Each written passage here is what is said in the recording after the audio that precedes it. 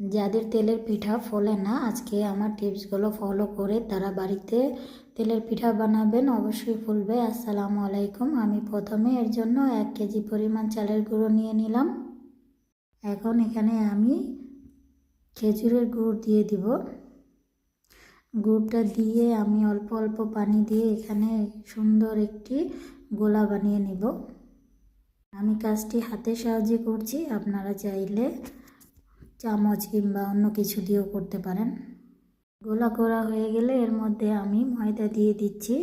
আমি এখানে প্রায় 2 কাপের মতো ময়দা দিচ্ছি। ময়দাটা দিয়ে আবারও ভালো করে মেখে নেব।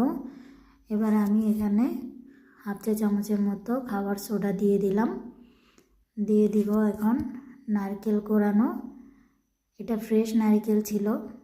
সবগুলো উপকরণ মাখানো হয়ে গেছে, আমি একটা সাইডে রেখে দিয়েছি। এবার তেল গরম হতে দিয়ে দিলাম। তেলটা ভালো করে গরম হয়ে গেলে এর মধ্যে কিছুটা ব্যাটার আমি দিয়ে দিচ্ছি। দেখুন কত সুন্দরভাবে ফুলে উঠেছে। আমি এবার উল্টে পাল্টে ব্রাউন কালার করে ভেজে নেব।